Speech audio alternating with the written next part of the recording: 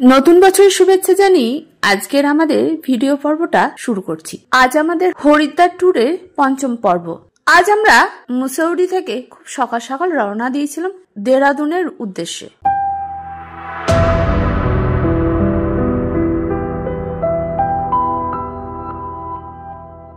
সকালবেলা ব্রেকফাস্টে ওই একই মেনু ছিল, আলুর পরোটা, টক দই আর চা। এরপর যখন আমরা দেহরাদুনে ঢুকেছি তখন আর সেভাবে খাওয়া দাওয়া করিনি। স্নান টান সেরে বেরিয়ে পড়েছিলাম দেহরাদুনের আশপাশ ঘোরার জন্য। যখন দুপুর প্রায় 2টো বাজে তখন পেটের মধ্যে বুঝতে পারছি ছুঁচোর উৎপাত শুরু হয়ে গেছে। সেই মুহূর্তে আমরা তখন ছিলাম বৌদ্ধ মনস্ট্রিতে।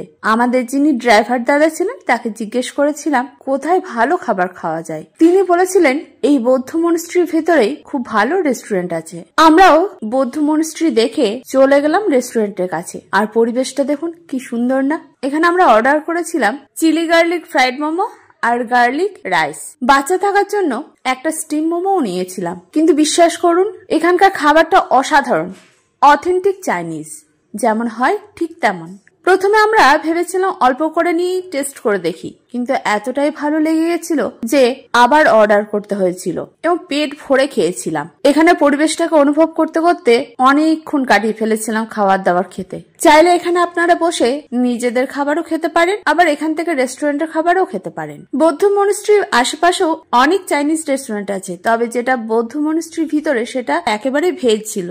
তাই আপনারা এখানে যে খাবারটা খাবেন মনেই করতে পারবেন না এটা ভেজ খাচ্ছেন কি নন ভেজ খাচ্ছেন। খাবার দাবার সেরে এখানে আমরা বেশ কিছুক্ষণ কাটিয়েছি। এরপর আমরা রওনা দিয়েছিলাম দেহরাদুনের বাকি জায়গাগুলো দেখার। এর মধ্যে আছে কেভ রিভার। এটা আমার এত ভালো লেগেছে যে কি বলবো, ভীষণ মজার লেগেছিল। এই সমস্ত কিছু দেখে দেখে যখন আমরা ফিরেছি হোটেলে তখন বাজে 8:15। যথারীতি সন্ধ্যাবেলা আমাদের চা কফি এগুলো খাওয়া হয়েছিল। তারপরে আর কিছু খেতে ইচ্ছে করেনি, একেবারে চলে গেছি ডিনারে। আর এটাও ছিল আমাদের হোটেলেরই রেস্টুরেন্ট। এই হোটেলটা সম্পর্কে না বললেই নয়, হোটেলটা ছিল দেহরাদুন স্টেশনের খুব কাছেই। আর হোটেলের পরিবেশটাও খুব সুন্দর। চাইলে আপনারা ফ্যামিলি নিয়েও থাকতে পারেন, আবার অনেকেই আছে যারা এই স্কুল কলেজ থেকে ট্যুরে যায় তারাও ব্যাচ করে যেতে পারেন। তাদের জন্য ডরমিটরিও ব্যবস্থা আছে। খাবার দাবারের অ্যারেঞ্জমেন্টের জায়গাটাও অনেকটা বড় আর বেশ সাজানো গোছানো, পরিষ্কার পরিচ্ছন্ন।